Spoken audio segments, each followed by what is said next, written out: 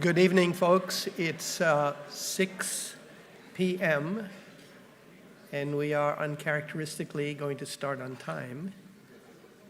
I want to welcome our distinguished speaker, Yanis Varoufakis, to the New School, and he will be on the stage shortly. I want to welcome this audience, this remarkably large audience, the people who are here, as well as those who will see it online. And I want to thank the Schwartz Center for Economic Policy Analysis, CEPA, for arranging this incredibly timely discussion on the future of capitalism. We live in an era in which shallowness is celebrated as an ideal, in which shouting is considered a form of discussion, and the repetition of falsehoods trumps considered judgment. I want to remind you instead, and turn our attention instead to the idea of tradition. Not tradition in the sense of practices which are hidebound and need to give way, but rather to the tradition of critical inquiry. Now, I know I sound old when I say that, tradition and critical inquiry, but that's my job, and I believe in it. Today's lecture is part of the Halberner lecture series arranged by CEPA. And these lectures characteristically provide a critical perspective on the world in which we live. Professor Varoufakis' talk will be an eminent example of this approach, since its subject is the future of capitalism. Now, the lecture series is named after Robert Halberner, and I want to say a little bit about this extraordinary man.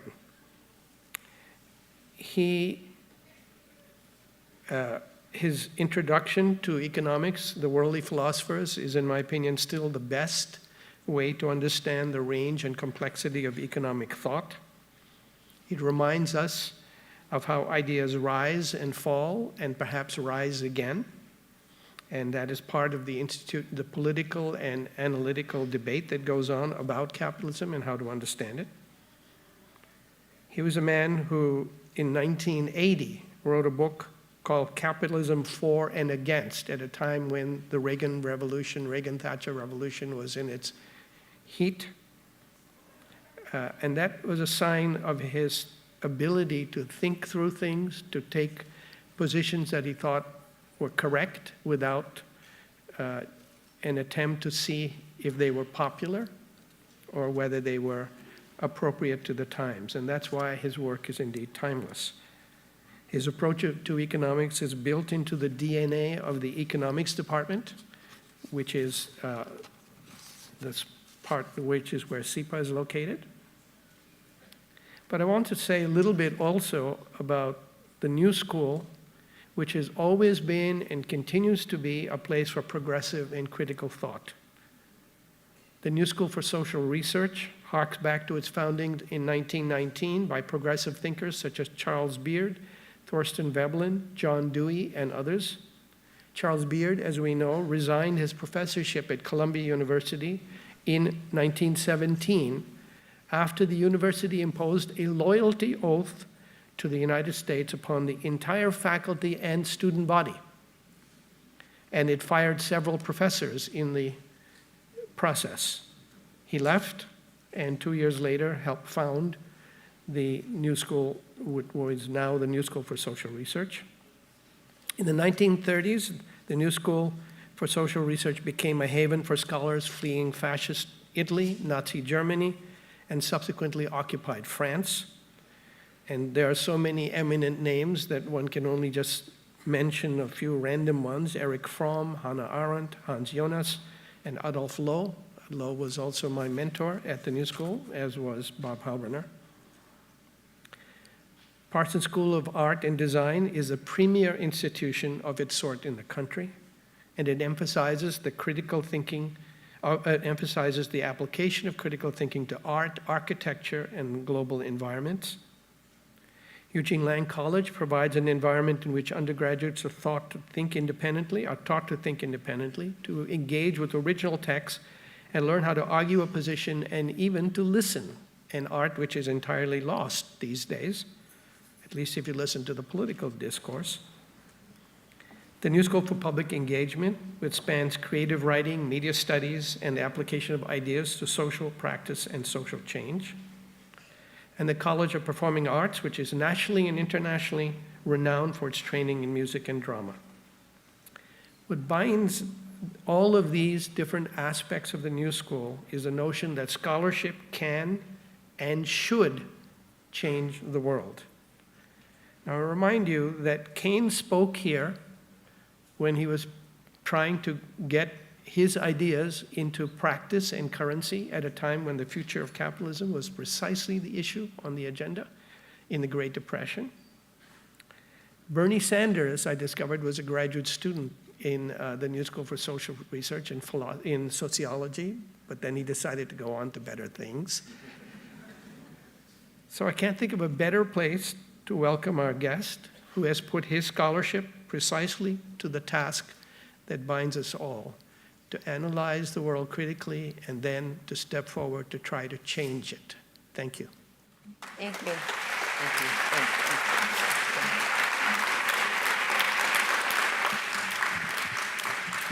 Hello, everyone. Welcome, welcome, welcome. This day has been long in planning. Welcome to our audience here. Welcome to our audience in the overflow room. I understand there's about 900 people here.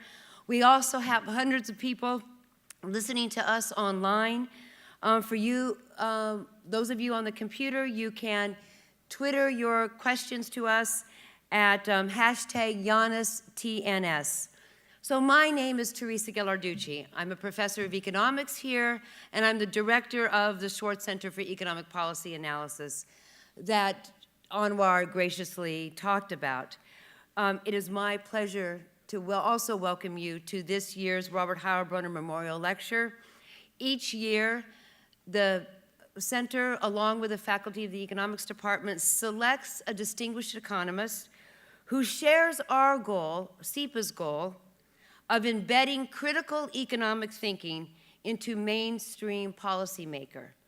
I also want to give a shout out to our benefactor, Bernard Schwartz, who made a lot of money in industry. He sold many satellites, and in his retirement, he's dedicating those profits, some of those profits to us, because he shares our goals of making the global economy more stable, to be sure, but also much more just and equal. Thank you, Bernard.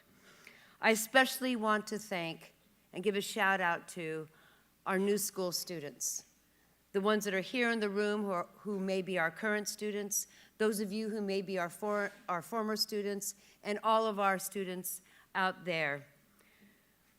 I know I speak for all the faculty when I say that we are grateful to you. We are grateful for the pleasure that you give us, for the privilege that we have in teaching you and helping you learn, and how much we learn from you every day and every year. We know that you are fighting very hard for the knowledge that you need. We know that you're putting yourself, many of you, into financial debt because you share the institution's goal for a more just and a more peaceful planet. It is my pleasure now to introduce our speaker, Professor Yanis Varoufakis.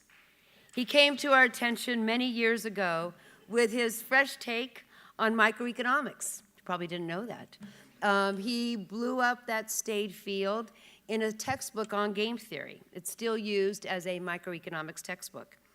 He has a distinguished economic career, academic career. He earned his PhD from the University of Essex in 1987.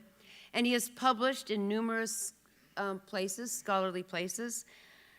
His books are many. One of them is called The Golden Miniature, Modern Political Economics, Making Sense of the Post-2008 World. Most recently, he has written a book. It's for sale in the lobby, and it's called, evocatively, And the Weak Suffer, What They Must, ?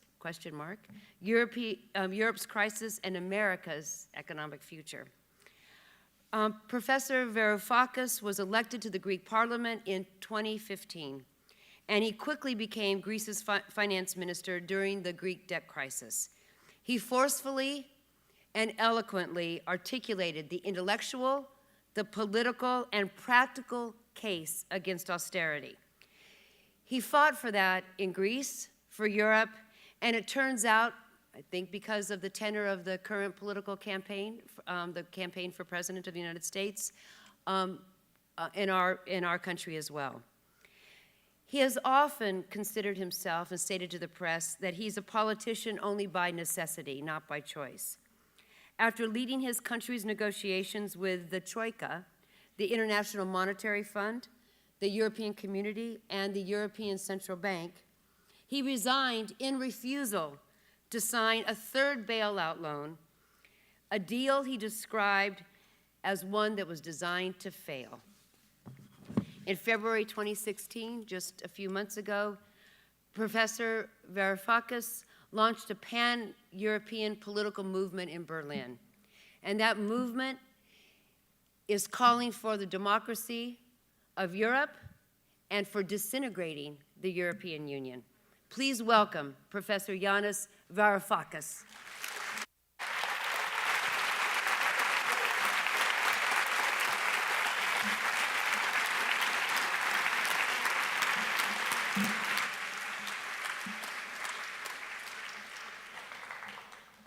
Good evening. It is a great pleasure to be back in a university, and not any university, but to be back at a new school.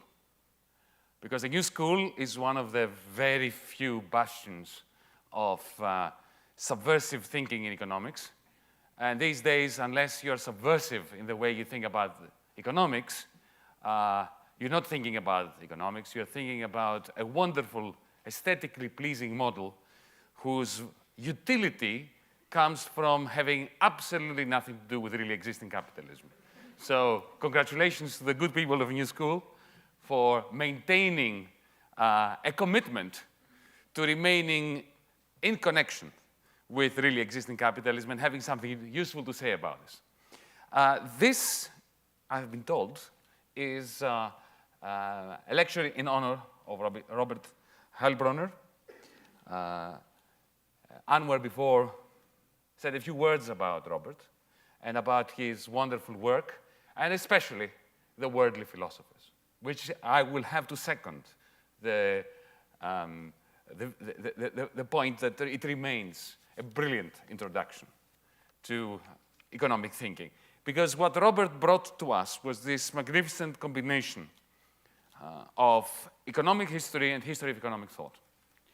Now, in any other university in this state, on this continent, probably on this planet, this kind of thinking is considered to be woolly and redolent of an inability to be technical, to be scientific about economics.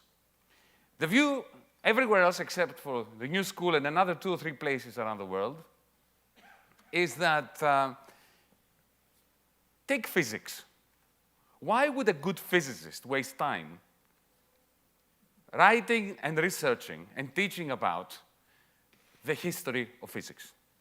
The history of physics is full of error. Just read Aristotle's Physics. It's just pathetically inaccurate. It's a very interesting story of a major fallacy.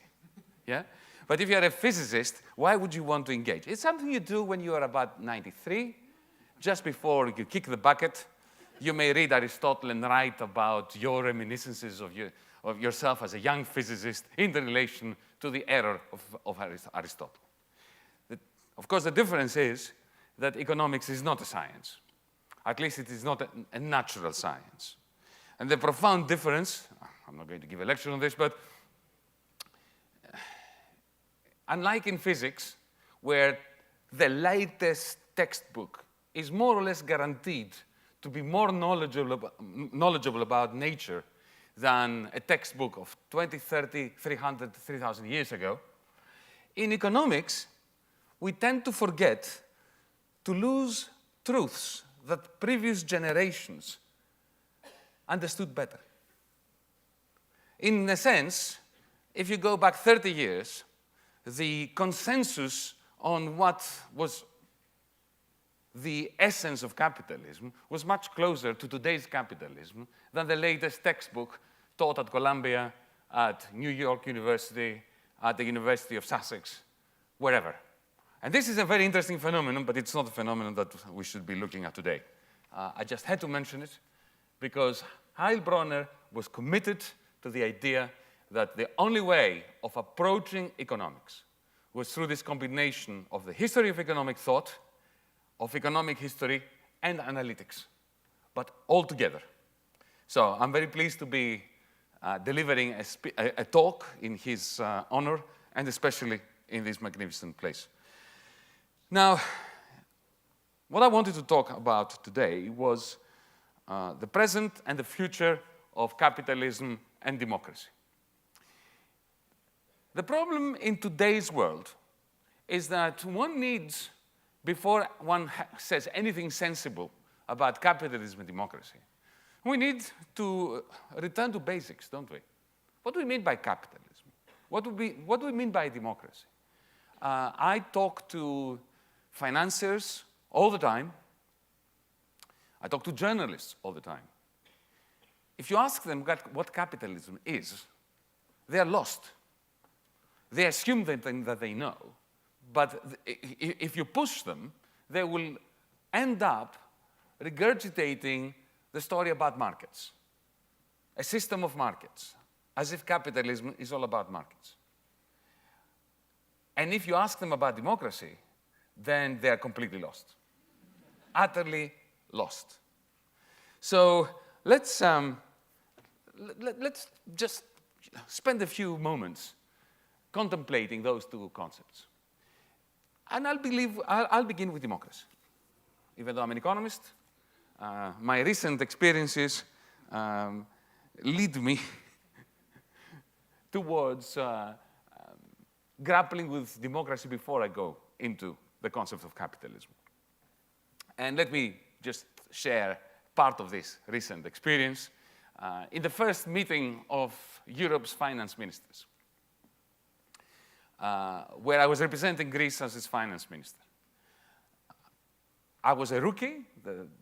It was my first meeting, and as a rookie, I was afforded the floor to begin participating, presenting to the other finance ministers my agenda, the agenda of our government, what it is that we came to Brussels with in terms of proposals and predisposition.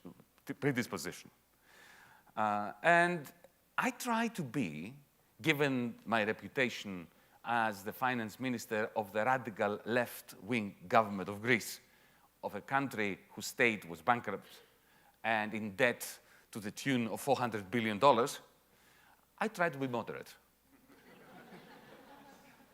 So I began by explaining that I understand that they were quite peeved that I was there, that I was a living and breathing inconvenience, that they would much rather the other lot had won the election. And I tried to show a degree of understanding towards that. And I said to them, the only reason why I'm here is because of the Great Depression of Greece. Greece went bankrupt in 2010, and you lot, I didn't say you lot, but that's what I meant, together with the Greek ruling elites, decided to cover that bankruptcy up by extending to the Greek state the largest loan in human history under conditions that ensured, with mathematical precision, the shrinkage of our GDP by 28%. 28%, Steinbeck, the Grapes of Wrath, that kind of magnitude and dimension. Yeah? And the people of Greece decided to send somebody like me to say to you, we're not going to do this anymore. We're not going to extend and pretend. We're not going to take another loan to pretend that we are repaying our debts under conditions that will continue to shrink our income and to sink our country deeper and deeper into depression. Indeed, come to think of it, it took a Great Depression to bring to power a radical left-wing Minister of Finance who went to the Eurogroup to present them something that would normally come out of the mouth of a Wall Street bankruptcy lawyer. That if the debt is unsustainable, it makes no sense to pretend that it is sustainable, that you need to restructure it, and you need to have a rethink about the loan agreement. This is what bankruptcy lawyers do in downtown here every day. They restructure corporate loans, municipality loans, all sorts of loans that need to be restructured so that the creditors can get something back. Amartya Sen, you may have heard of him, when we met some time ago, he said, "You had a very difficult time, didn't you?" I said, "Yes, I know, Amartya." He said, "You must have been the only person to have been negotiating that with creditors that did not want their money back." Because creditors want to restructure your debt. Now, what did I experience? And why is this my introduction to the concept of democracy?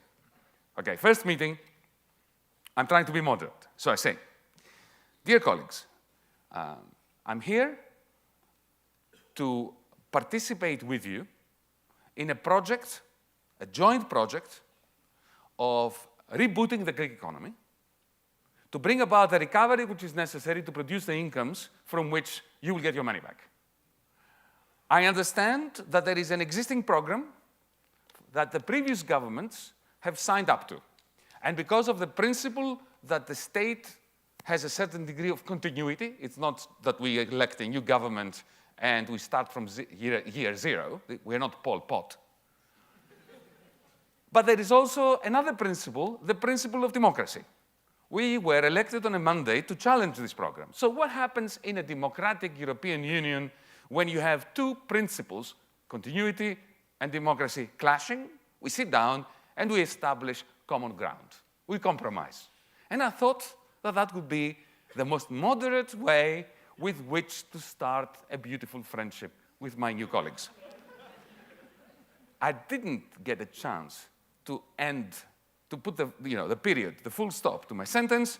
Wolfgang Schäuble puts his hands up. Actually, you don't put, what you do is you take your name tag and you stand it on its head. That's what you do in the Eurogroup. Bang! One sentence. Elections cannot be allowed to change the economic policies applied to Greece.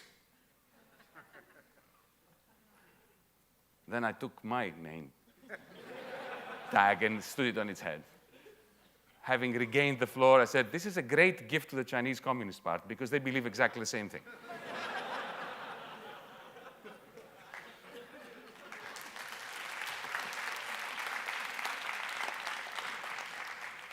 You see, this is, if you want, my introduction to the ways in which the neoliberal agenda that has emerged out of the second post-war phase of global capitalism has undermined the narrative of the ruling elites regarding democracy. Now they are reaching a point of having no scruples about declaring democracy null and void. No longer do they feel even the need to appropriate the mantra of democracy for propaganda purposes. Now they are, effectively, it's the greatest vindication of Lee Kuan Yew, of Deng Xiaoping. The idea that efficiency has replaced the need to consult voters. This is very interesting. And I believe that we will understand a lot about the future of capitalism by delving a little bit more into it. But now let's go a long way back into the past. Democracy, like all bad things, began in Athens. Let me remind you that the Cold War began in Athens. It didn't begin in Berlin. The Cold War began December 1944 in the streets of Athens, 6 months before we had any of the antagonisms between the Soviet Union and the Allies in Berlin. The Euro crisis began in Athens. And of course, democracy began in Athens. There's something about the place. I don't know what it is. Now, it is usually, and for good reason, said that democracy in ancient Athens was so severely circumscribed by racism and by sexism, by the exclusion of the metics. The metics were the migrants, the foreigners, of course, the slaves, and women. But it would be a mistake, and I think Ellen Wood has made a very good case for this. It would be a mistake to dismiss ancient Athenian democracy on the basis of whom it excluded. It is much more interesting to look at ancient Athenian democracy on the basis of whom it included. Because the 70 or so years, 70, 75 years, during which this fragile flower flourished before it was trampled by the Macedonians, later by the Romans, and so on. During those 70, 75 years, we had a very interesting regime in Athens, in which the majority ruled, the majority being the poor, the working poor citizens, men, but nevertheless working poor. Now, all the great and good ancient Athenians whose names still resonate hated democracy. Plato was a committed anti-democrat. Aristotle was not so committed, but he was also an anti-democrat. And he actually gave the most interesting definition of democracy. It is a constitution in which the poor and the free, courtesy of being in the majority, control the government. So democracy is a highly politicized, very left-wing concept, if Aristotle is to be believed. A system of governance in which power lies with the poor, who happen to be the majority. This was indeed only possible because of scale being such that it permitted for direct decision-making. And to the extent that democracy was also interwoven with another concept, a much less well-known concept, which to me is or ought to be highly significant. I'll pronounce it in Greek. It's isigoria. The concept of isigoria, which what it means is the right to have your views listened to on their merit, independently of who is speaking the words articulating the view, independently of whether the person who is speaking the words that articulate that view is rich, poor, articulate, rhetorically accomplished, or inarticulate. This is very interesting, so much so that if you were too articulate as in your rhetoric, you got ostracized. Ostracized meant that citizens, during the end of the last final stages of the assembly, they would take an ostraco, which was a shell, a seashell, and write a name of the person that they wanted to expel from the city for being too articulate, too influential, therefore subverting isigoria, stopping those who were less articulate from having their views listened and judged on their merit, not on how beautifully and flowery their speech was. They went to such extremes. And indeed, in the final stage of degenerate Athens, after the end of the Peloponnesian War and the defeat of the tyrants, they went so far as to argue against elections. Elections are deeply undemocratic towards the end of the Athenian democratic period. Why? Because through competition, they create a false dynamic, a competitiveness which usurps the essence of the exchange of ideas, and they replaced elections with random draws, which is where the jury system comes from, or the concept of it. So, anyway, what does our democracy today have to do with this? Nothing. The reason, of course, it's got nothing is because our liberal democracies come from a completely different setup, a different mode of production, as Marx would say. In a sense, they hark back to the Magna Carta, to the notion of rights Now, the Magna Carta, of course, was the rights of the barons. It wasn't the rights of the slaves, it wasn't the rights of the peasants. It was the rights of the barons to have peasants and slaves, and not to have them poached by the king. So it was a contract between the barons and the king, limiting the power of the king over the barons, so the barons could have unlimited power over the plebs. This is the beginning. It was a social contract between the lords and the monarch. And then with commodification, the first stage of the international trade route building dynamic that led eventually to the Industrial Revolution and to fully fledged commodification in the form of capitalism. You had the merchants that had raw economic power, but no political power. They were the dirty merchants that no aristocrat wanted to be seen dead with them. And they eventually converted their economic power into political power through getting organized and forcing themselves upon the aristocrats and the king. Eventually, you had the proletariat after the enclosures beginning to organize in the 19th century, and trades unions, organized labor, began to demand its own say, and therefore the modern state emerged as a mechanism for regulating class conflict. And this is how government proceeded from the narrative of rights to the narrative of liberal democracy. Don't forget that even enlightened liberals like John Stuart Mill were profoundly anti-democratic, profoundly skeptical of the process of parliamentary democracy, for instance.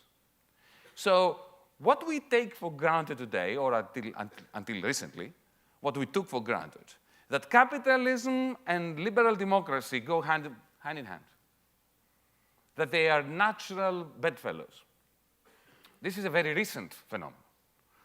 And unless we approach it in the way that Robert Heilbronner, amongst others, recommended, that is, through a study, simultaneous study of economic history, the history of commodification, in a sense, the history of capitalism, the evolution of the conflict between social relations of production and technologies, on the one hand, and, on the other hand, the evolution of our ideas about the world that is being shaped by this process, by this historical evolutionary process. Unless we study the past, the present, and potentialities for the future through this prism, we have no chance of using a mathematized approach in order to secure any handle on the reality in which we find ourselves. So the classics of economic theory were all part and parcel of this mindset. Whether you agree or disagree with them, Adam Smith, David Ricardo, Karl Marx, all the way to Schumpeter, they tried to stay faithful to this approach. But at the very same time, the same process of commodification that these great economic thinkers were focusing upon produced the imperative for an ideological cover for commodification. And whereas in the Middle Ages, the ideological cover came in the form of religion, in the era of capitalism, it took the form of the illusion of an apolitical, ahistorical, mathematicized economic theory. And exactly the same, in exactly the same way that commodification, the march of, if you want, exchange value against experiential or use value, the march of the commodity that takes over all goods and commodifies them, whether they are things you can eat and touch or intangibles like the genome of certain plants, species, at some point human beings. In exactly the same way that this inexorable march proceeded, in the sphere of social theory, the mathematized, apolitical, ahistorical model proceeded. But the beauty of the human intellect is that the truth will always manifest itself, even in the most abstracted theoretical construct. So just for one moment, allow me to say a few words about Kenneth Arrow. Just a few moments. Now, Kenneth Arrow, in the mindset of those of us who are of this tradition, let me not explain what this tradition is. I'm at the new school, I don't have to do it. Is somebody who is on the other side, on the dark side of the force. He's somebody who has indulged for years, for decades, this attempt to discover the truth about economic systems in its mathematical structure. And yet, because he has an honest intellect, his impossibility theorem led him to a magnificent discovery that if you want to stay coherent logically and analytically and to be mathematically correct, you have to come to the conclusion that it is impossible to take the preferences, desires, predispositions of individuals and consistently to manufacture out of them a notion, a well-defined understanding of the common will. Now, the beauty of this is that it has two interpretations. One is that if there can be no well-defined notion of the common will, then clearly no state can be justified. Because if there is no well-defined notion of the common will, what on earth is the state serving? Except vested interests. That's the libertarian view, the Hayekian view, if you want. But this is one interpretation. It's an interpretation which is utterly inconsistent with capitalism. Because capitalism without the state is like Christianity without hell. It doesn't work. Capitalism would not have been created without state brutish force, the enclosures that created the working class, the proletariat, that commodified land, that commodified even capital, would not have been possible without the state.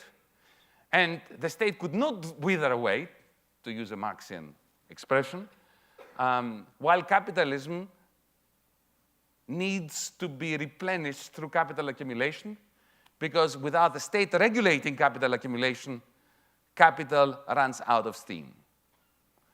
So what's the other interpretation of Kenneth Arrow's impossibility theorem? It is that there can be no technical solution to the problem of finding out what we want using as input information, perfect information, of what each one of us desires, which is the best vindication of democracy.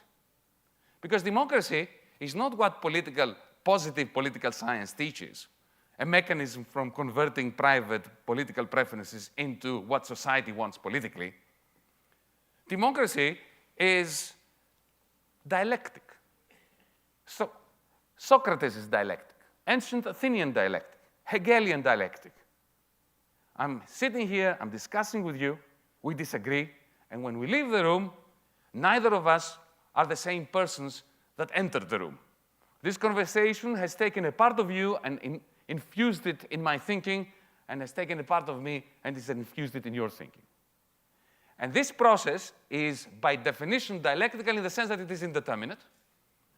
And therefore, democracy is a system, as my newly acquired wonderful friend Brian Eno said, it's a system for people who are not sure about what they think. And they certainly are not sure about what is good for society. But through arguing, through acting, through praxis, together, they can create that which did not exist, the impossibility theorem. So there is no problem with the mathematics of the mainstream school of economics. The mathematics is beautiful. And if you have a degree of sensitivity in the way you read it, you can acquire wonderful truths out of it. But one truth that you will never acquire, or actually two truths you will never acquire, is firstly the truth about capitalism, because There cannot exist capitalism inside a system of equations. This is where David Laban will disagree with me. And secondly, the truth about democracy. Because both are highly indeterminate processes. The only reason why we have this epic struggle in the context of capitalism, between capital and labor, a struggle that can never be resolved as long as capitalism is alive and kicking as a mode of production, is because capital has an ironclad determination and objective and imperative to crush labor, to commodify labor, to cheapen labor, to effectively take over labor. Ideally, the capitalist would like to take your labor away from you and not to have to deal with you.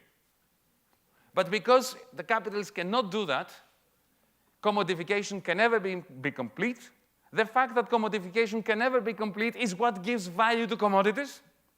And the more successful capitalism is at commodifying human beings, the greater the crisis of capitalism. That is, if you want, a Shakespearean, Sophocles-like or Euripides-like tragedy where the actors, capital and labor, within this game of capitalism, are condemned never to find equilibrium. It is a profoundly, deeply disequilibrium process. And this epic struggle converts into an epic struggle about democracy. If you think about the American Constitution, if you read the Federalist Papers, and I'm sure you've all read them, the whole point about the American Constitution was how to deprive the demos of democracy. How to make sure, through representative democracy, that the hoi polloi, the plebs, are kept away from the levers of political power, but they lend their legitimacy, or they lend legitimacy to political power through consent, through manufacturing their consent. It is abundantly clear, and it is said so explicitly. Alexander Hamilton, for instance. So democracy was to be used in name in order to be breached in substance. The idea of democracy was essential in the regulation of capitalism. It was essential in ameliorating the crisis of capitalism and the distribution of the burdens of the crisis of capitalism, as long as it never went so far as to render the demos ruling, as long as the demos was always kept out of the democratic process. Now, the experience I had in the Eurogroup is simply the limiting case of this. I just happened, completely accidentally, to land in that position of the finance minister of Greece. And I had the wonderful experience of actually having been told this. For the first time in my life, you will understand this as academics, I didn't have to theorize. They told me. They told me. Let me give you another example, just an anecdote, which I think is my favorite, absolute favorite. I don't know whether you feel the same way as me, but even though most people fall down laughing when I say this, I'm insecure deep down. I feel a certain degree of even intellectual insecurity.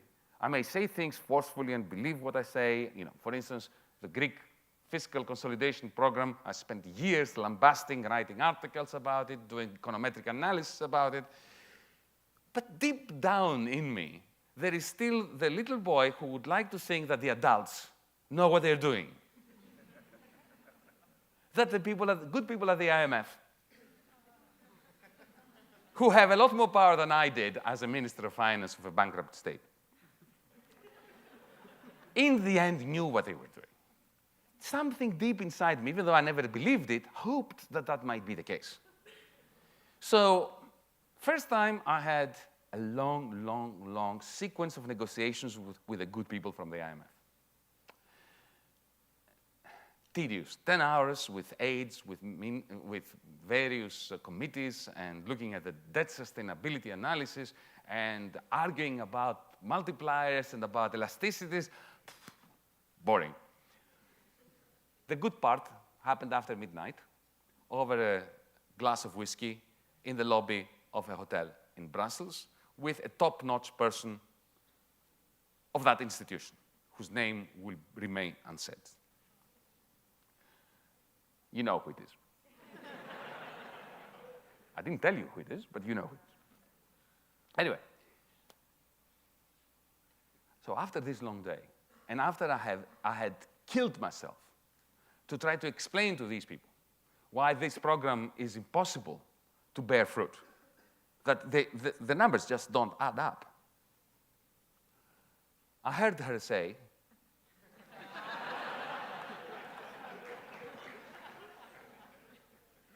Yanis, of course you're right. This program can't work. I thought, oh no. The adults don't know what they're doing.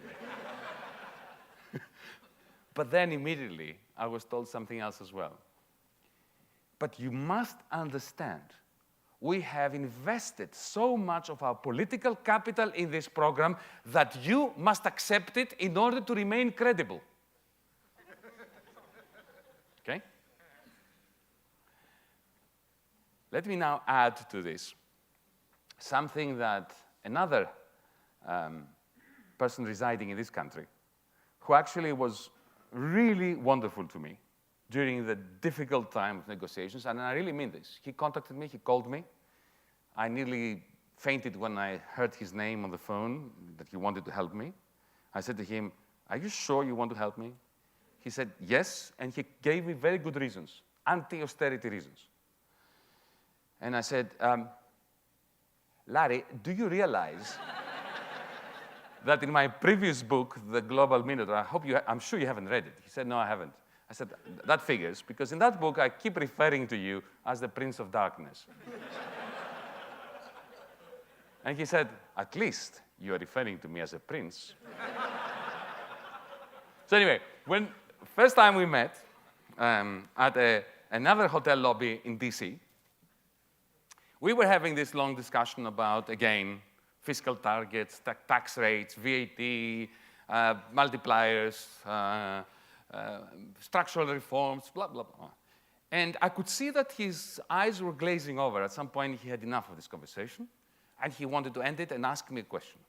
He said, before we continue, so that I know to what extent I can help you and what kind of help I should be giving you. And he was very helpful, I mean that, seriously. He understood that what was happening in Greece was simply prolonging secular stagnation, which is his term, for the great slow-burning recession that we have been stuck in since 2008, here in the United States, in Europe, globally. He had a question for me to find out what kind of guy I was and the extent to which I could be helped. He said, Yanis, you have to make a very important choice, a personal choice. This is a personal, moral choice. I said, okay. He said, you can choose to be an outsider. You can choose to be somebody who speaks truth to power, who tells the truth, who talks to people in the new school. He didn't mean that. He didn't say that, but he could have said that. And that will make you feel good. And you are going to have a pretty good profile, but you will be jettisoned by the political system. Or you can choose to be an insider. If you choose to be an insider, then you'll be given a modicum of power to stay within the system and to make some marginal change within. But the golden rule of the insider is that you never speak out against other insiders outside. So make your choice. Now, it's clear what choice I made. Yeah? No, but I think that is important because these are invariant truths about political power in capitalism. The reason, of course, is that the transformation of capitalism from the 19th century authoritarian regimes that afforded rights to property to those who had it and disdained the notion even of elections, to the idea that we all live in democracies and democracy is at one with capitalism. This transformation took place only while, or actually after, power shifted from the political sphere to the economic sphere. It's just like feminization of professions. In exactly the same way that when particular professions like teaching, like nursing, like doctors, like judges in Greece, you may be interested to know, when women grow in numbers within these professions, the remuneration of those professions and the social status of these professions go down. In exactly the same way, for 100 years now, power has been shifting from the political sphere to the economic sphere, which is a democracy-free zone. And only after power left the political sphere was the political sphere democratized. But very soon after that, there was the crisis of capitalism after 1971, the Nixon shock, the passage from the first post-war phase to the second post-war phase, and then suddenly, even that political sphere was set aside with rule-bound codes of decision-making. In the European Union in particular, this has become extremely manifest. If you look at what has happened in Europe in the last 30 years, you will see that we have democratic states with functioning parliaments, with functioning constitutions, but all the important decisions have been moved to the democracy-free zone of the European Union. And I get very annoyed when I hear people saying that there is a democratic deficit in the European Union. There is no democratic deficit. It's like saying that there is an oxygen deficit on the moon. There is no oxygen deficit on the moon. There is no oxygen. When in the last Eurogroup meeting I said to my colleagues that the ultimatum they were giving us was such that it was impossible for us either to accept or to reject it. Because they were telling us that if we reject it, it's casus belli with Europe, which is a bit strange because I thought we were part of Europe. How can you be at war with yourself? Anyway, so we didn't have a mandate to declare war against Europe. On the other hand, we didn't have a mandate. I didn't have a mandate to sign a loan agreement whose numbers did not add up. And it was not just my judgment that they didn't add up. It was also the judgment of people like Wolfgang Schäuble, Christine Lagarde, President Draghi of the ECB.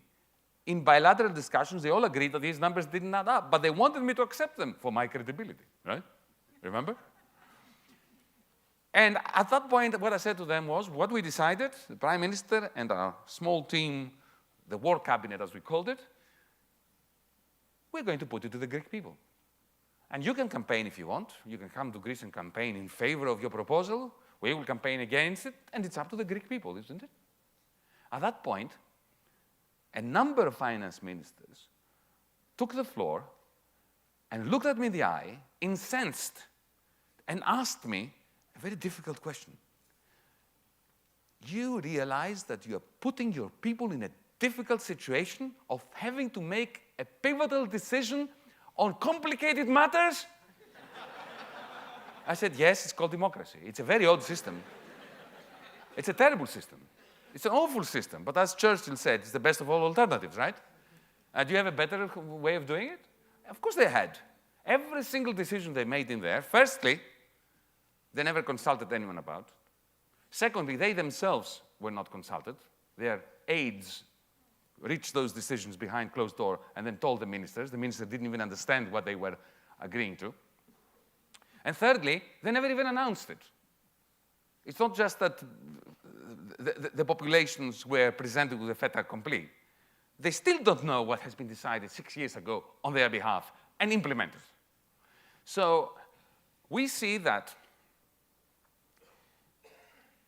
the golden era of the post-war capitalist order, the Bretton Woods system, which was an aberration.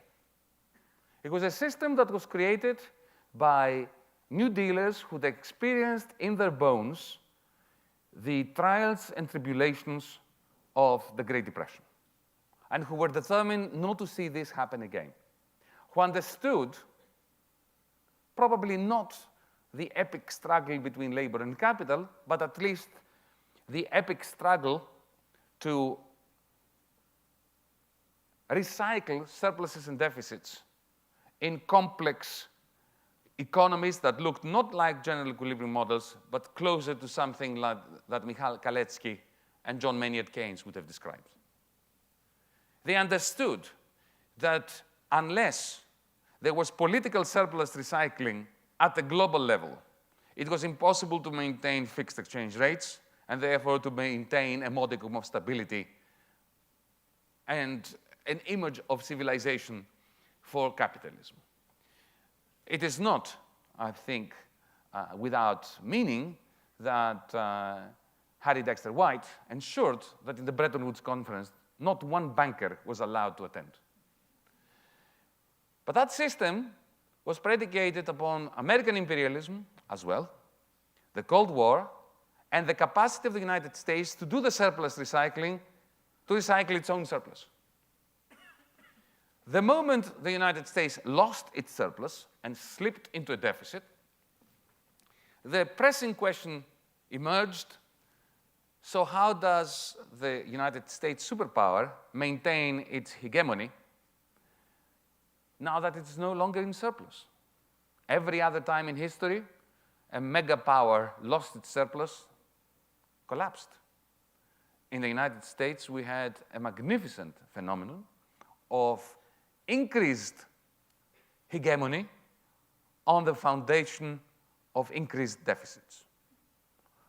I think that the trick to achieving that was what Paul Volcker said in a discussion with Henry Kissinger in 1970. When Henry Kissinger asked him the question, that was before his before moving to the State Department, when he was still the National Security Advisor. He asked Volcker, how can we maintain our hegemony now that we've lost our surplus? And the answer was, well, if we can't recycle our own surplus, we have to recycle everybody else's surpluses. And that, of course, was achieved through turning the United States of America into a huge vacuum cleaner that was sucking into American territory the net exports of Germany, of Japan, later of China, and paying for it by also sucking into Wall Street the profits of German, Dutch, Saudi Arabian, Japanese, and later Chinese capital, and therefore closing the loop. But what happens when a tsunami of capital flows into Wall Street every day? Bankers find a way of dividing and multiplying it, of financializing it. But to financialize it, some politicians in DC, have to turn a blind eye to this. And some theorists must provide the legitimation for this. Call it efficient market hypothesis, call it international financial macroeconomics, taught in other universities. I hope you don't teach this rubbish here. And the result is a diminution of the link between even the semblance of liberal democracy with industrial capital, fixed capital formation, the conversion of companies like General Motors into financial instruments that produce some cars on the side. This whole magnificent edifice, of course, collapsed under its own hubris in 2008, and the world remains ever since in limbo. Its crisis, that is a crisis of realization, and the result of the fact that this recycling mechanism is severely broken down, leads China to creating in desperation bubbles in order to buy time for America and Europe to get their act together. But America and Europe are politically ungovernable. Here you have the White House vetoing the Congress and Congress vetoing the White House. In Europe, need I say more? Just put the words European economic governance together and you end up with a joke. And the world we live in is increasingly rudderless, in a constant, slow-burning recession, while at the very, very same time, the increasing concentration in the IT sector is creating the new technologies that will do that which the left has failed to do. Overthrow capitalism. It is really very simple. The moment machines pass the Turing test properly, and you pick up the phone and you do not know whether the person that you are talking to is a human being or a machine. The moment we are going to have 3D printers operating as public utilities, you can send anything, any blueprint to it, and it can print from one pin to a motorcycle or to a car. The moment that this happens, we have not just a process of Schumpeterian creative destruction, but we have a process where economies of scale and the whole logic of corporate capitalism collapses. And at that point, we have a major rupture that the political system, which has been completely depleted of any semblance of democracy, will not be able to regulate. At that point, humanity will be facing a juncture. We either move to a Star Trek-like utopia, where technology becomes our slaves, and we manage to utilize its wealth-creating capacity for the purpose of the common good, which will be democratically determined and not technologically, remember Arrow, or we're going to move towards a Matrix-like dystopia where humans, independently of where they are, the owners of these magnificent machines or the masses who are miserable and completely cut off productive society, will all become servants to the machines in exactly the same way that Mary Shelley described and Karl Marx followed in Das Kapital. The choice will depend on democratic politics. The choice is everyone's. Thank you.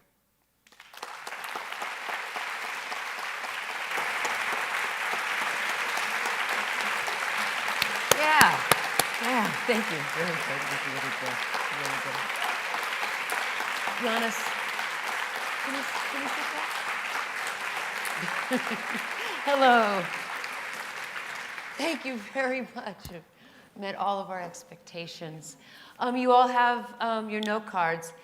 You can start writing your questions, and our good folks here, our students, will collect them from you. Thank you. It is our pleasure to do something a little different this year.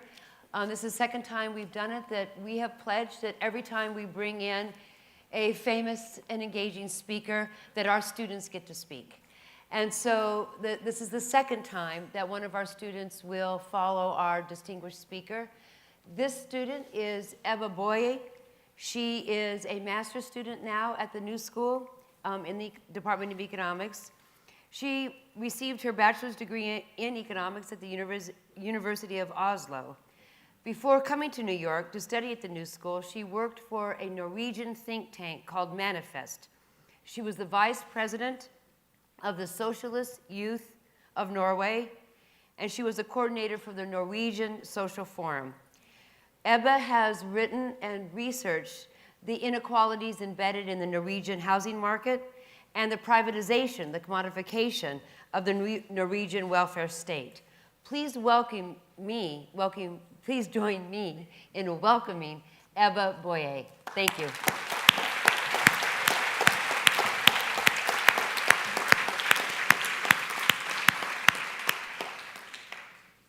Thank you very much.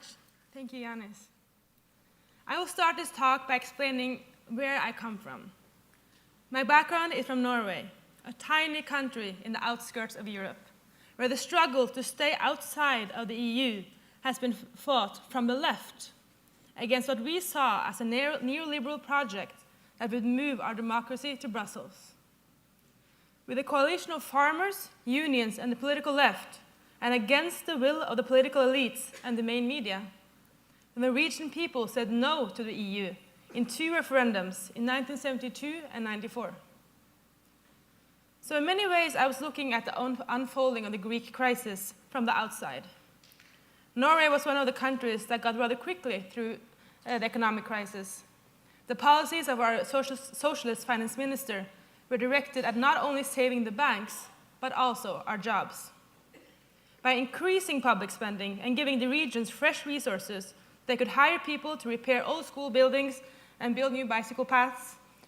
Jobs were created directly, and the tax flow was secured.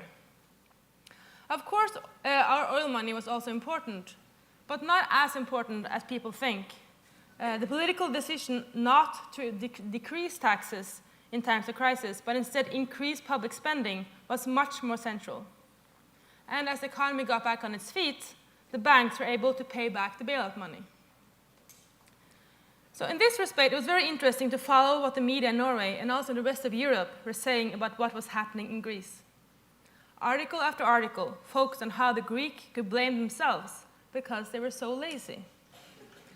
The reason for the crisis was apparently that the Greek people were not working long enough hours and that their pensions were too high.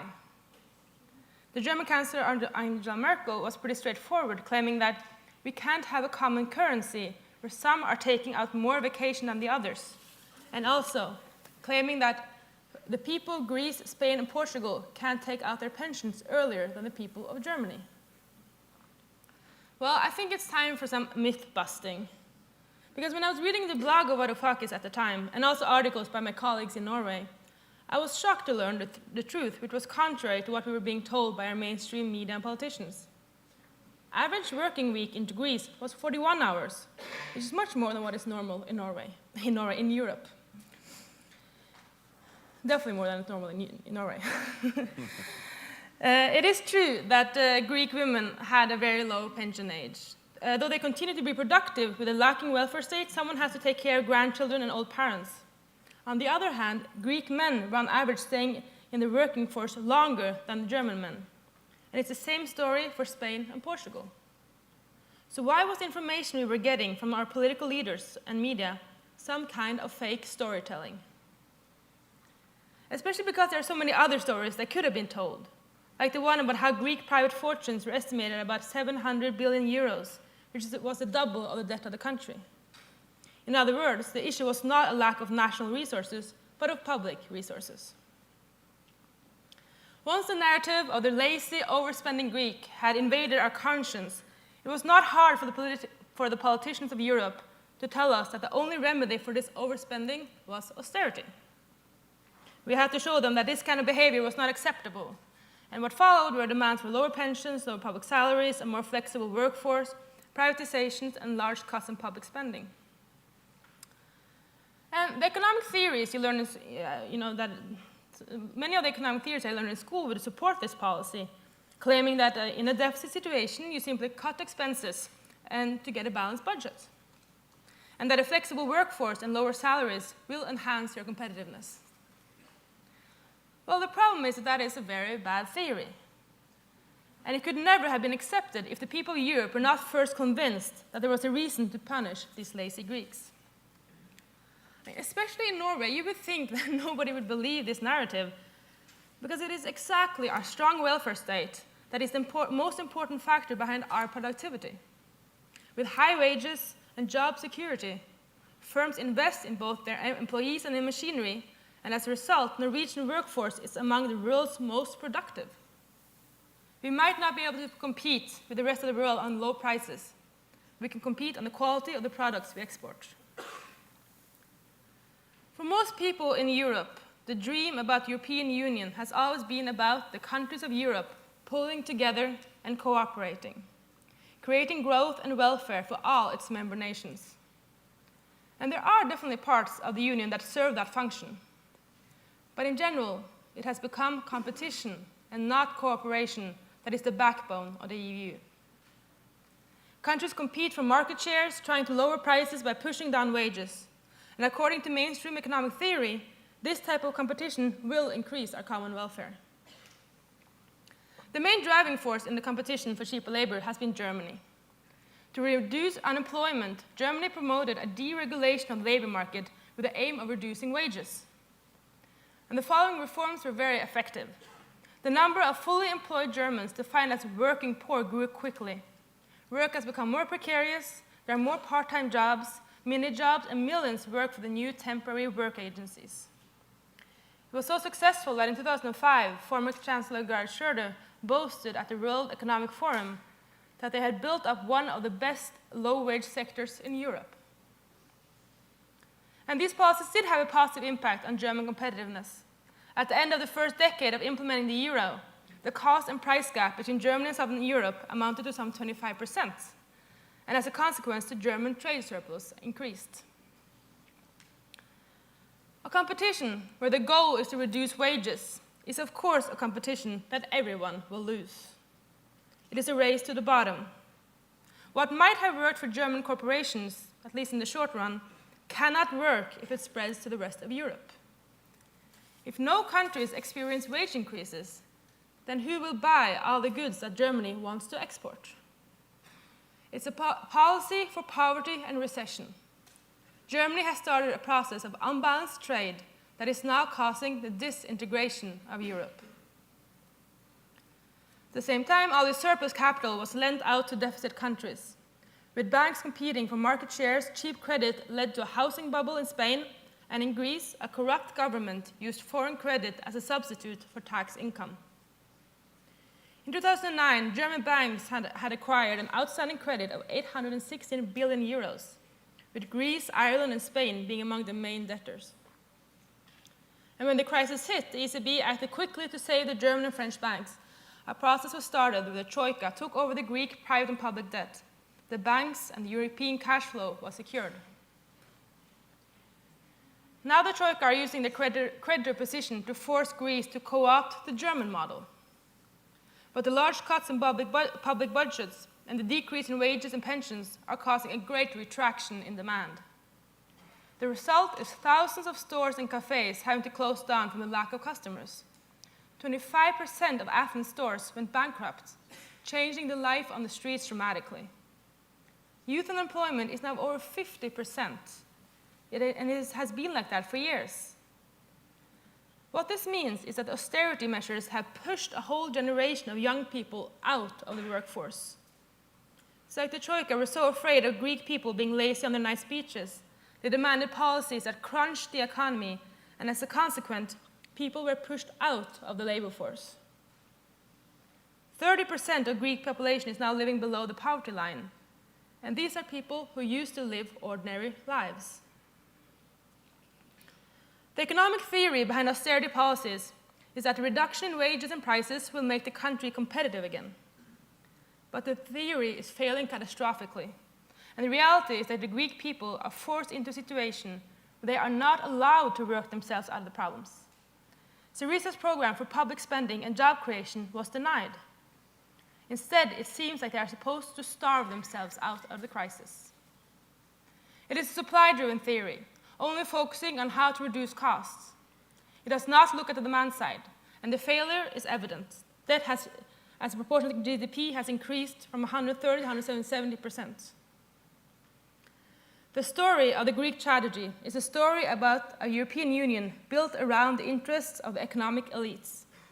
And the story about Syriza shows how people are without democratic tools to decide the future of their own country.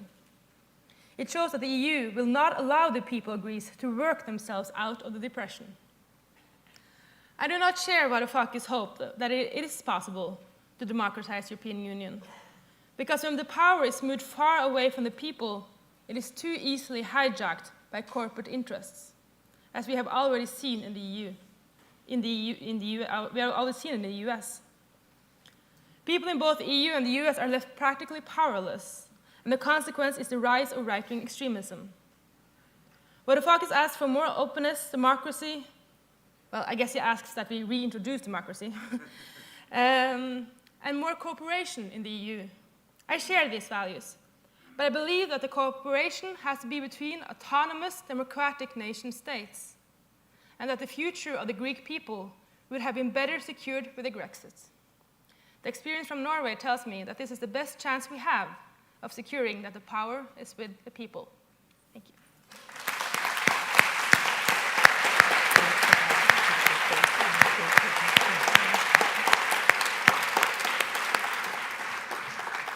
We have a fantastic graduate program here. You should sign up. Thank you, Ebba.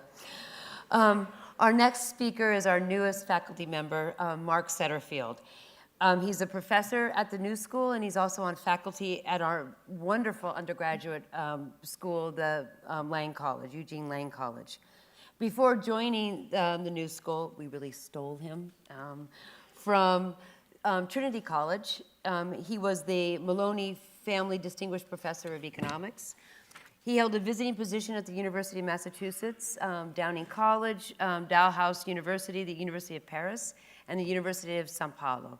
He is an associate member of the Cambridge Center for Economic and Public Policy at Cambridge University in England, and a senior research associate at the International Economic Policy Institute at Laurentine University. He's a member of the Economic Center at the University of Paris. His research focuses on macroeconomics, growth and distribution, and post-Keynesian economics. Please welcome Professor Mark Setterfield. Thank you. Okay, I've got pretty pictures as well. So, okay, I'm going to be a little bit cheeky, and I'm going to shift the discussion into, let's call it the mid-Atlantic here. What I want to suggest is that there are some uncomfortable parallels to be drawn between recent developments in Europe and very contemporary and potential future developments in the US. So to begin, I'm going to borrow Yanis's time machine, but instead of taking you back to ancient Greece, I'm just going to go back to the UK in the late 90s, almost as bad a place as Athens. So the conceit then, and in fact it's still a conceit now, is that the debate over all things European was just some simple kind of bipolar opposition between a right-minded pro-European cultural elite on the one hand, and a sort of knuckle-dragging Neanderthal xenophobic bunch of little Englanders, as I've called it, and I'm here. Wear your Union Jack vest and measure everything in pounds and ounces. That wasn't a correct characterization of the debate then, and it isn't now. There always was, and there still is, a pro-European right who really just can't wait to get their hands on cheap East European labor. And at the same time, there was in the late 90s and still is a Eurosceptic, a modern Eurosceptic left. And these are critics not of Europe per se, but of the institutions of the European project. The left Eurosceptic view is what I've called here a view of Europe as a sort of institutionalized failure by design. A central bank in the form of the European Central Bank, of course, that has institutionalized monetarism, and then a series of monetary and fiscal arrangements that, together institutionalize austerity. So the prediction in the late 90s from this group was that the minute that the private sector failed to spontaneously generate a buoyant economy, as is its wont, that the wheels would come off. And I would argue that that prediction was, or has been actually borne out by events since then. Now, the solution. Yeah, trust the British to lower the tone of the debate. I know. We'll come to that in a second. The solution to this is, in principle, quite easy. Jamie Galbraith turned up in Europe about 15 years ago and said, look, all you need to do, Europeans, is become more like America. So let's just pause to reflect on that. An American turns up in Europe and tells the Europeans they need to be more American. Zut alors, right? No, but in fact, Jamie was right, and all he was really doing was channeling the spirit of Jacques Delors. What he was arguing really was that to make a unified Europe work, you needed proper economic institutions, a central bank that actually looks like a central bank, that acts like a government banker, and doesn't impose the same kind of essentially cash flow limits on the central government that you would expect to find in private households and businesses. And then some form of fiscal federalism, a proper system of taxes and transfers, exactly the kind of institutions that you find in this continental economy here. Of course, you're not going to please all the people all the time, and this is the newspaper headline in 1988 from The Sun. Those of you who are not familiar with British culture, let's just say that that symbol is not welcoming. So what does any of this have to do with the US right now? Well, I would argue quite a lot. What I've done here is I've superimposed current US political debate on what I previously characterized as debate about Europe and the European Union. And I think the important things to note here are this, that if you look at the top row, the establishment of both parties is unified in the sense that they are architects and or stewards of neoliberalism. What that means then, if we look at the left column, is that the left has essentially vacated the bottom left square. And really, it's taken a fringe candidate, Bernie Sanders, to try to sort of blow onto the embers of what's left in that bottom left square. The problem is that when you vacate that bottom left square, and when economic times turn hard, you invite the mass population of the bottom right square. And that, in a nutshell, I think, is the problem everywhere right now. So, in line with colleagues like Tom Pally in Washington, Jerry Friedman at the University of Massachusetts in Amherst, I actually think that this is a crucial electoral cycle in the US for the Democrats. First of all, this is because the working class here is divided. Older workers, victims of trade agreements, and 35, 40 years of real wage stagnation have gravitated towards Trump. Younger workers, however, meanwhile, who are struggling with excessive student loan debt in the housing market and the lack of anything in the job market that resembles a career, have gravitated towards Sanders. And what I would suggest is that really the Democrats need to reunite the two. And what I mean by that is not that the Democrats need to do that for their own political purposes. It's not clear to me that they do, but rather they need to do it for the good of the country. Here's why. So I think the Democrats then have a choice. They can turn towards their social democratic New Deal roots on the one hand, or they can basically keep putting lipstick on the pig, right? They can go for another 4 years of Age of Diminished Expectations. That's the title of a book by Paul Krugman, Apologism, for what's been going on for the best part of 30 years.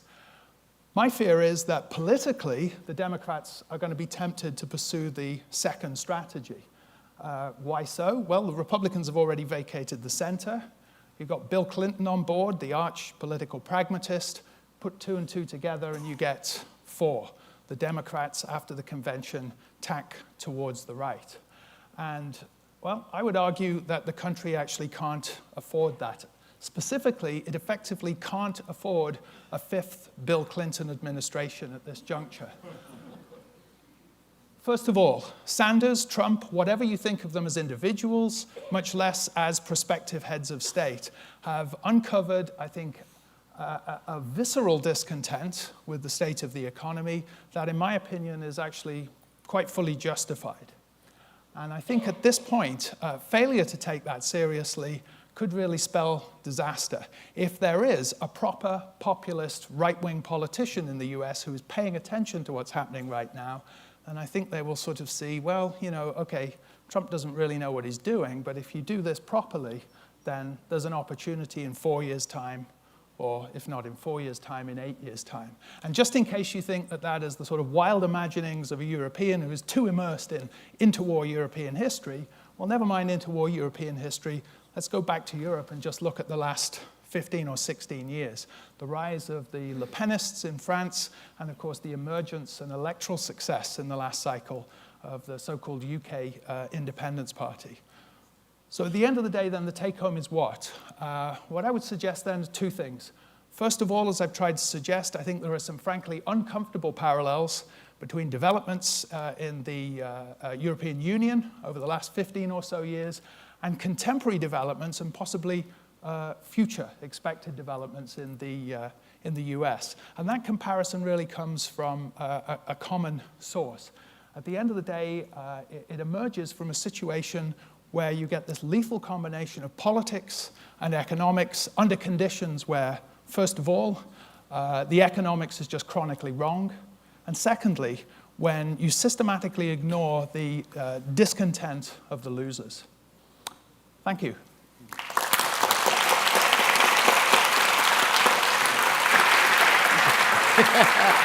Thanks again. All right, you can meet it. You made it. I just get my... No, it's okay. Yeah. Hey, thanks a lot.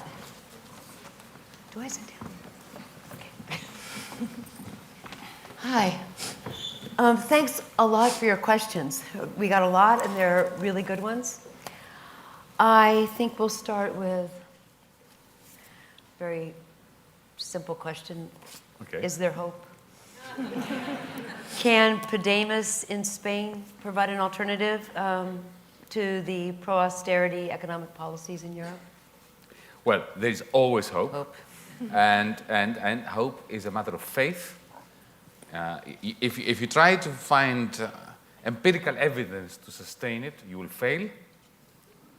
There is no evidence that one should be hopeful, and therefore, an old Greek communist once said to me that as a Marxist, you must always have a view about everything and always remain hopeful. So that's my religion. On the question of Podemos, I very much hope so. Podemos came out of the Indignados movement, the occupation of central squares, and it would now have been much more powerful if it was not for our ignominious defeat last summer. Our defeat had the explicit purpose of weakening Podemos. The Prime Minister of Spain, Mr. Mariano Rajoy, came out of the session during which my friend and colleague Alexis Tsipras, after our paths parted and he decided to capitulate, he was tortured for fiscally waterboarded for 17 hours. And he came out and surrendered. And Rajoy took the surrender document in front of the camera and did this. No, seriously, he did this in front of the cameras, Spanish media, and said, "This is what you get if you vote for Spain's Syriza." Oh. Yeah, seriously. Yeah. Seriously. And yet he lost the election. Yeah. Without Syriza, without Podemos winning it. Right. But having said that, allow me to also nuance my answer. I believe that we've reached a stage now in Europe, and that's where we probably disagree, where political parties that are defined within the space of nation states are simply not capable of providing the local activism and simultaneously the European agenda which is necessary in order to make the local activism coherent.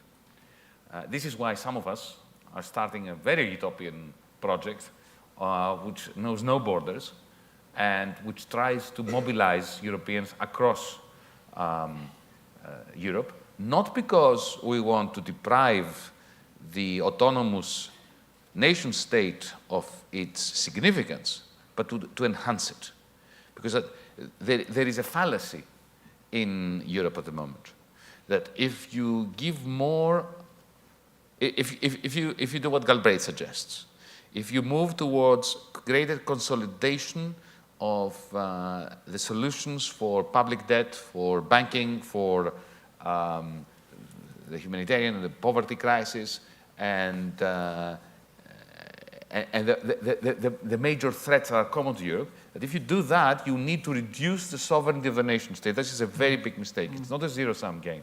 At the moment, my former colleagues in government in Athens are in government but not in power.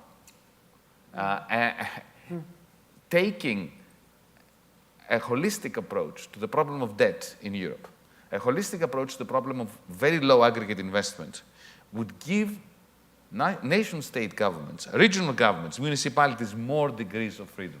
Mm-hmm. Oh, mm-hmm. Right. So this question is from a 13-year-old in the audience. Right. His family comes from Greece, Athens, and Limnos. That's a mistake. Yeah. A lot of people come from there, right? Yeah, it's a mistake. So he asks, or she, what is the chance that the average Greek will have a better life quality in 10 years than the hard life they have now? Oh, this is from Jason. Well, Jason, the answer depends on what we actually do, on our praxis, on our actions. It's not like predicting the weather. The weather is serene, majestic, doesn't give a damn about our predictions regarding its ways. But our social reality depends on what we actually do, on our belief, on our faith, degree of hope, and our capacity and readiness to organize, to act, to say no to misanthropic and inefficient policies. Mm-hmm. Yeah. Good. So at the beginning of the Greek crisis, why didn't the Syriza government seriously cut the military budget? A budget that seemed totally out of proportion given that both Greece and Turkey are NATO members. Well, we did cut it. I cut by 250 million in the first few months. Is that a lot?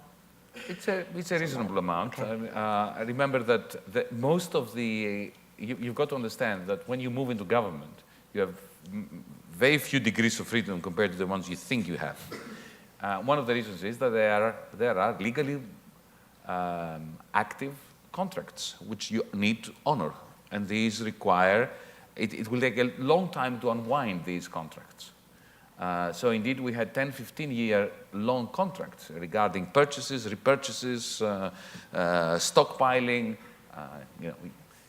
And within those confines, that was game. But let me put it this way. The bankruptcy of the Greek state that we inherited was so deep and so irreversible that even if we cut down the whole of the military budget, zero, if we went Costa Rica, right, and we just fired everyone and honored no contract, it would make no difference. We owed 321 billion when our GDP was 178 billion. And we have a wonderful arrangement in Europe where we have a large central bank without a state and states like ours without central banks. So add to that this gargantuan debt and you have your answer. Yeah, all right, okay.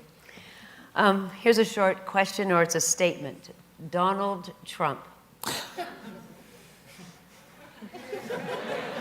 Well, we're so eloquent here at the...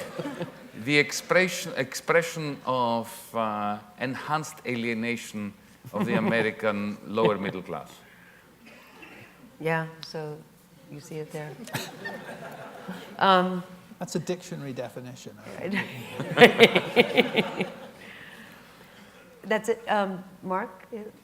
Donald Trump? I can't add to the definition. You can give your own.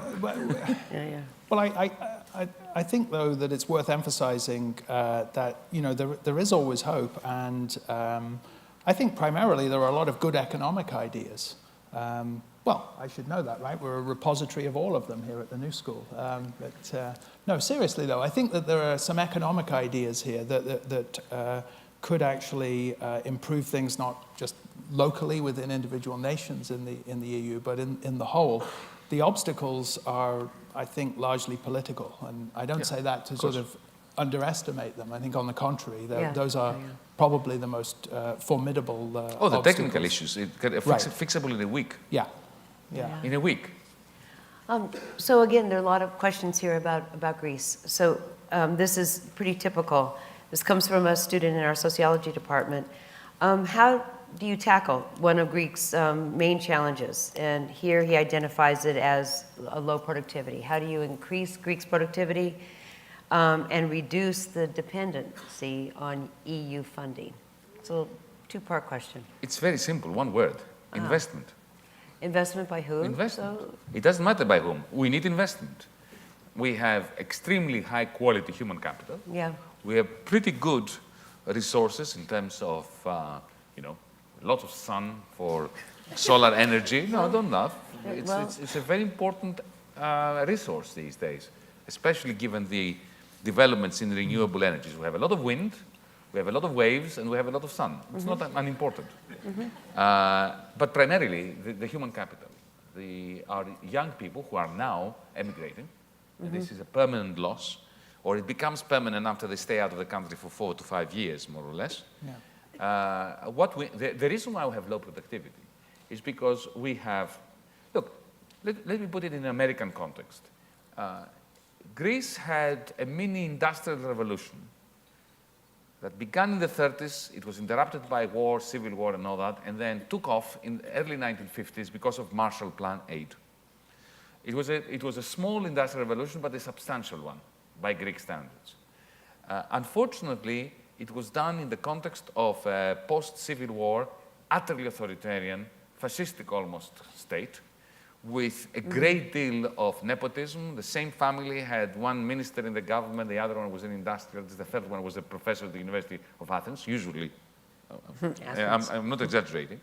And there was a lot of protectionism.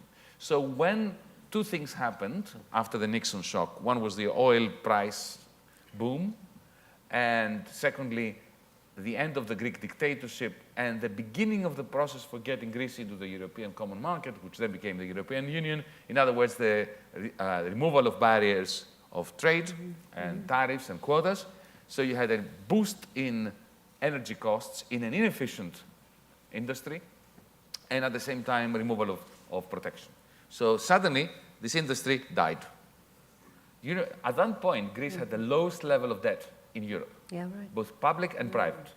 And what happened was the losses of the private sector, surprise, surprise, were taken over by the state in the form, because we didn't have an employment benefit, we didn't have any social security. So there was a lot of political pressure to shift those people from the crumbling industries, private industries, onto the public sector. Public sector got bloated, and so on and so forth. So that we had a spurt of investment in the 1950s and 60s that died with the end of Bretton Woods. We have not had a recovery. All we had was Ponzi growth using EU resources. What did Greece offer the EU? Why did the EU want Greece in? Yeah. We didn't have natural resources in the form of oil and gold and all that. What we had was the low level of indebtedness. We were an ideal customer for German and French banks because Greeks outright owned their homes. Nobody had mortgages, nobody had credit cards, nobody had personal loans. And they were almost Protestant in avoiding indebtedness, debt. Yeah. And this is a godsend for a Frankfurt banker awash with cash, trying to find somebody to lend it to who has collateral and a good credit history. Oh, that's great. So this is what we brought, That's our capacity to become indebted. This is what we offer the European Union. And lo and behold, we did manage it. Yeah, that's wonderful. Great. Eva, there's a stark contrast to the Norwegian housing market. How Yeah, does well- that connect? Yeah, I was actually just gonna give a comment about the productivity. Yeah. Oh, okay. Yeah. Well, you know, first a very short comment that, of course, yeah, Greece has to do many things to increase the productivity. And you know, in Norway, what has been very effective is the very strong unionization, because you have local people at work, but you have more work democracy, and they're easier for people in the workplace to tell, like, what's wrong here, what can we do to make this, the more worker participation, and that has really helped. But I think one thing is just, you know, you have to look at what Greece can do to increase their productivity, but also, like, a very important part of Greece increasing their exports is that, I mean, Germany has to increase their wages in Germany. It's interesting. I mean, it was it was Keynes after the war. It was, you know, so clear, saying so precisely that the only thing that could help Germany then was if we had to let Germany increase their export surplus, and that's the same. The surplus countries have to make adjustments to let the deficit countries increase their exports. It has to happen many ways. Yeah. Well, on that point about integrating the economies rather than separate them, Gillian Tett from the Financial Times had something that might be laughable, but she was desperate for ideas, and she reported that perhaps the Greeks, with their large pensions and growing population Greeks of don't pensioners. have large pensions. Well, This is a but they myth. do have a deficit, unlike the moon with oxygen. They do have a deficit of sunlight. Of sunlight. So couldn't the Greeks actually arrange for their pensioners? I mean, the Germans to arrange for their pensioners to go to Greece, and Greece could export home care. Yeah, but you know, you only have to state this to realize How so? the poverty of ideas. Exactly. The complete Exactly. poverty of ideas. Yeah, exactly. Yeah, so tell me. The solutions are really simple for the Eurozone as a whole. What we need to do is we need to simulate a federation. We don't need a federation now. We can't have a federation now. Because now we're in a political process of disintegration, of centrifugal forces that are tearing us apart. The Germans hate the Greeks hate the Germans, everybody hates the French. It's just, you know, the Scots want to get out of England, the English want to get out of Europe. So the whole thing is fragmenting, deconstructing. Stabilization is what we need. And stabilization in 4 areas. Firstly, public debt. Secondly, aggregate investment. Thirdly, banks. We have a banking union that is confirmed in the breach, yeah, not in reality, only in name. And of course, now we have a poverty crisis, which is not just in Greece. It's in parts of Germany, and it's in parts of the rich north. And this gives rise to various ugly forces that are coming through the woodwork. And this we can do using existing institutions, just redeploying them, even within the current terrible European Union treaties. As we were saying before, the technical solutions are very simple. We can discuss them. I don't want to bore people now. The question is, why is the political process so inimical to this getting together? And it all boils down to 19th century power relations. It is brutish, it is vulgar, and it is simple. And let me, if I may, let me give you one very simple example. I was in a conversation with one of Mrs. Merkel's advisors. And this was a confidential conversation. It's still coming. I haven't told you what his name is.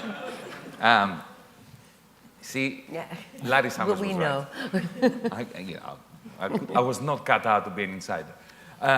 No, but this is he made a very important point, which informs this. I was making a particular proposal, which I have worked with Jamie, and we've been working now for years with Stuart Holland. We call it the modest proposal, named it after Jonathan Swift, just for a bit of humor there. And we've worked on it for ages now. I'm convinced that it would work if it was applied. Of course, not everybody's convinced. And here is Merkel's advisor complimenting me, saying this is a great idea. I said, wow. So are you going to convince Angela? He said, no. I said, why not? She will never be convinced. I said, why not? And his answer was brilliant, and I had not thought of it. He said, listen, when the European Union meets, the European Union Council meets, and she walks in there, and the French president comes, whoever the French president might be. The French president keeps his mouth shut when Merkel speaks. Why? France is a deficit country, Germany is a surplus country. If the euro breaks up, France will go to the Stone Age because all its capital will shift to Germany in anticipation of the revaluation of the new Deutschmark, whereas Germany will be okay. It will have a problem with the overvalued currency, but it will not suddenly lose all its capital like France will. So the German chancellor, when she goes into these meetings, in her handbag, she has an exit card, a get out of Europe card. She doesn't want to use it because she does. It's too lucrative for her to have the low value of the euro for the net exports of Germany. But she has a get out of here card, which she loves to have because the French president doesn't have. And this asymmetrical property right, gives her the opportunity to speak when he keeps his mouth shut. And then he said to me, your proposal is great, and it's legal, and we could do it today without treaty change, blah, blah, blah. But it would mean that there would be a new setup. I'm not going to give you the technical reasons, ECB bonds, which we were proposing, and so on and so forth, that prevent anyone from leaving the European Monetary Union after that. So suddenly, it will be the equivalent of her taking out of her handbag that get out of here card and tearing it up, which would then open the mouth of the French president. And she does not, it's not that she's power hungry and she wants to have this power for herself. No, she has a Lutheran commitment, a moral commitment to not diminishing the office of Chancellor of Germany.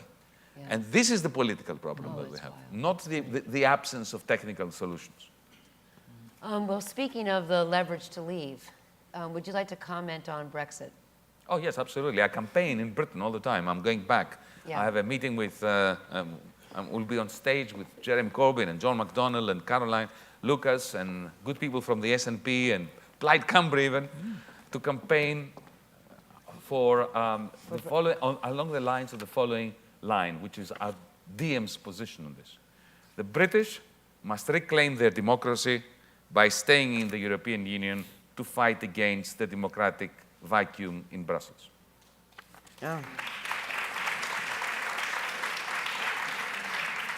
Professor Setterfield, on Brexit.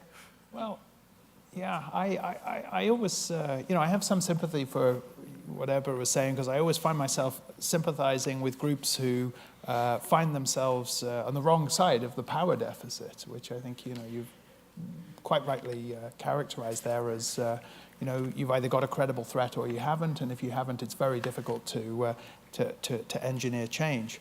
So, whether it's the Scots within the UK, for example, or even the Québécois within Canada, I do have some sympathy for those groups, but at the same time, I always want those unions effectively to stay together.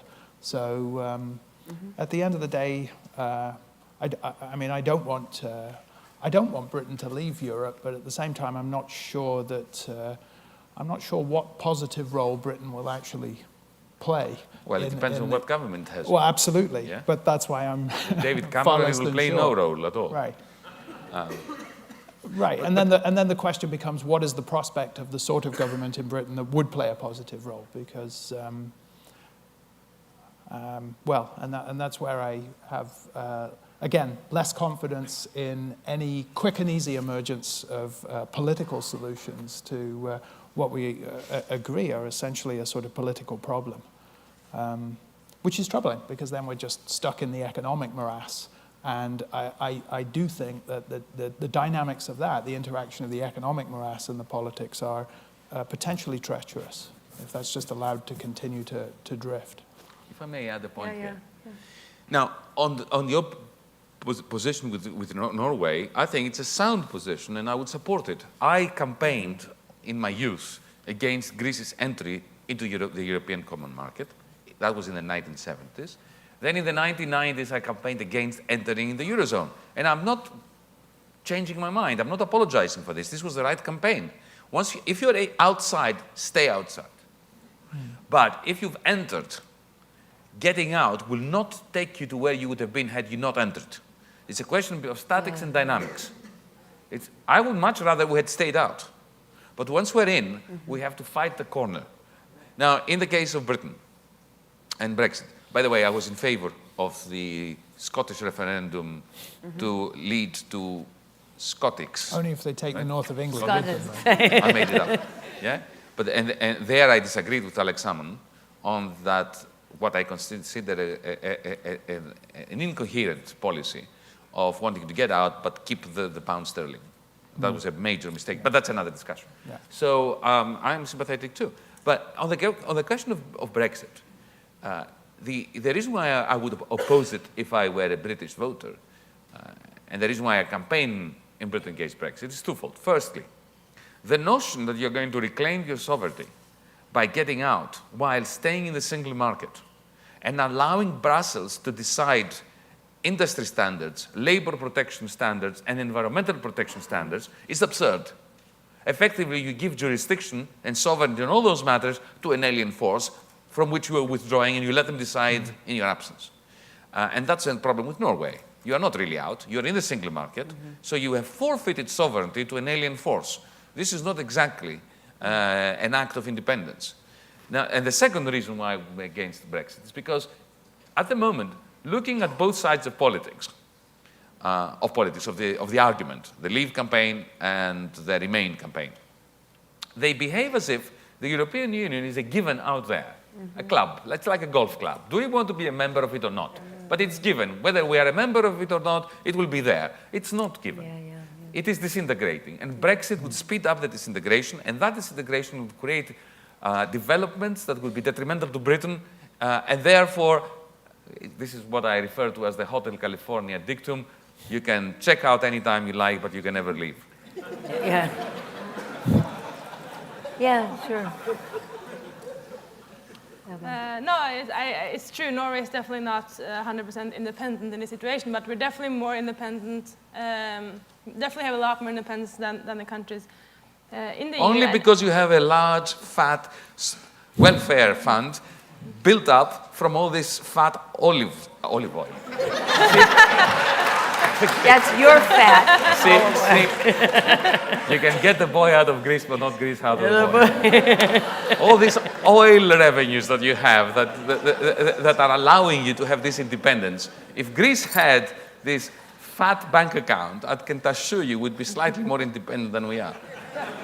Absolutely, and it's definitely a lot more easier to say that we want to stay out of the EU than to say that to exit. I absolutely agree, and to talk about an exit from the EU, it's talking about really to choose between two catastrophes, even if you stay or if you leave. So the question, and that's sort of the starting point. Also, I guess I would say also for Britain right now. But for me, the most important question is the political alienation, that people feel so powerless. I mean, I guess for the US, people are sort of used to the power being far away in Washington. I think in Europe, we were used to actually having democratic power over our nation states, and it mattered.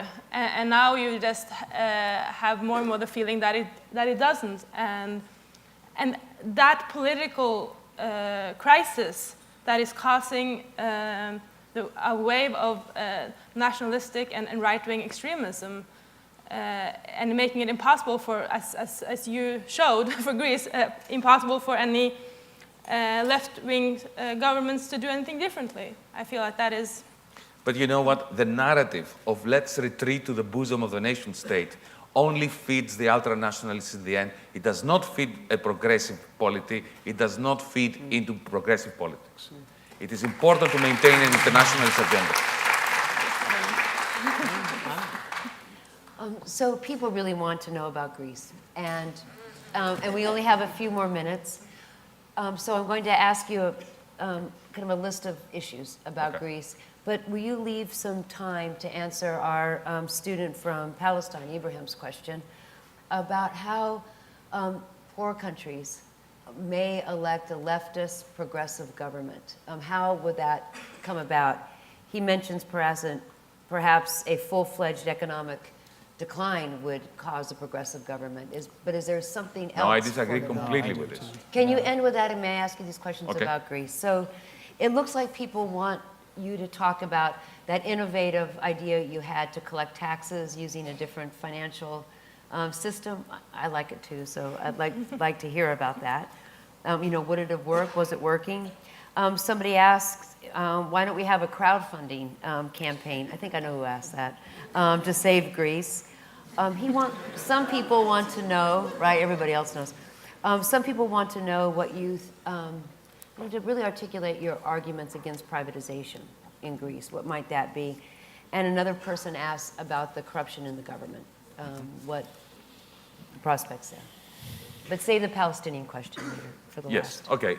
Firstly, on privatization.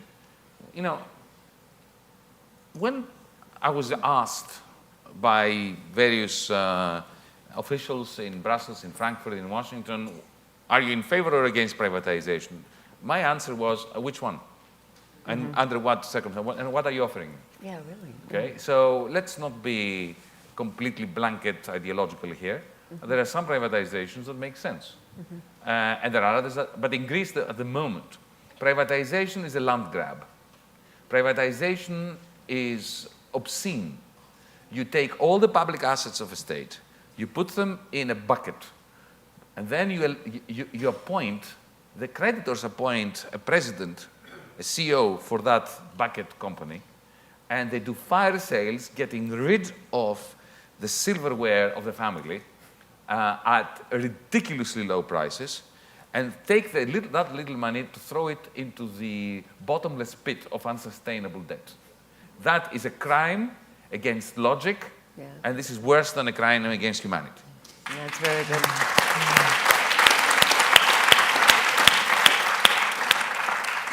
On the question of the tax system, well, look, it was, I don't have much time, so let me put it very briefly. I knew from 2012 that the moment we were elected, if we were elected, the troika of lenders, the Eurogroup, would threaten to shut down our banks, which is exactly what they did on day 3. They didn't wait for a week even. And so we had to have contingency plans. And the contingency plan had to involve a system by which to allow for transactions to take place even after your banking system has been closed down. So the idea was to create surreptitiously, without making a big song and dance in advance, to create reserve accounts per tax file number. And let's say that I owe you $1,000 because I can't pay you. You're a pensioner, you are a supplier to the government, whatever. I can simply type this in, give you a PIN number, and allow you to pay somebody else who owes money to the state, who needs to repay tax. And eventually, to develop even applications on smartphones that allow you to do this. And we were very close to achieving this. But that was it was not only a mechanism by which a parallel payment system, euro-denominated, in euros, it wasn't a different currency, but it was meant also as something that we should have to provide us with fiscal space even after a successful negotiation with the Troika. Because imagine a situation where this system is up and running, it is already utilized by a number of people, and then you say to those whom are not owed money by the state, if you want some of these numbers to appear on your reserve account, why don't you give me some of your cash and I'll give you those numbers? Why would they do it? Because you could say to them that this is digital money, so it can be time-stamped and we can have an arrangement. If you give me 1,000 of your real euros and I put 1,000 of my zeros and ones into this reserve account, if you keep this for a year, I'll give you 10% off your extinguishing of taxes. So effectively, I give you a very large return for having lent money to the state. So this is peer-to-peer lending of the state to the state by citizens, bypassing bond markets and the banking system with its T-bills. So this is something I think France should have, Italy should have. In our case, it was a first line of defense against the threat of bank closures, but it was much more than that. It was a way of competing with the banks for transactions. Has anyone from Italy talked to you about this? Yes. Yes. But you know, in the Mediterranean, there's a lot of talk and very little action. And not enough whiskey, perhaps. And finally, what else was there before I go well, to the the Palestinians question? crowdfunding. Crowdfunding? No, we don't want crowdfunding. Because Greece has an unsustainable debt. The problem with Germany was not that Germany and the Slovaks and the Portuguese, all those who contributed to Greece's bailout, did not give Greece enough money. The problem was that they gave too much. Too much money. And the money went all to the banks. Yes. And now we have an answer, this bottomless pit. We don't want to fill it in with your good money. We want to have a debt structure that makes sense and which returns to the creditors a lot more than they deserve. Yeah.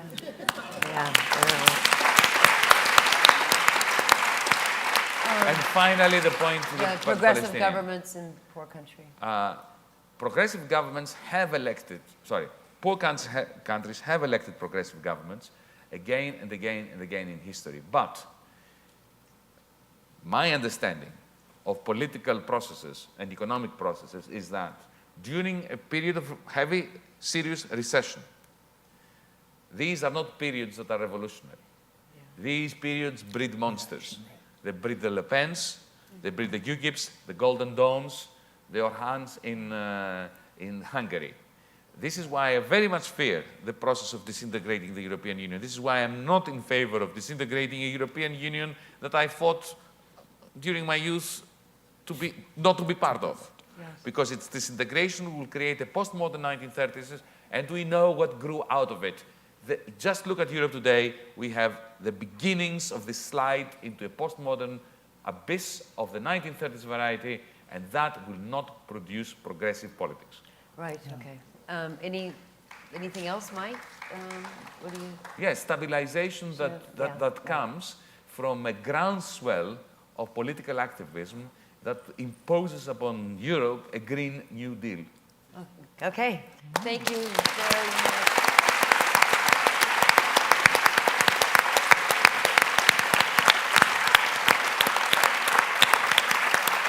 Thank you.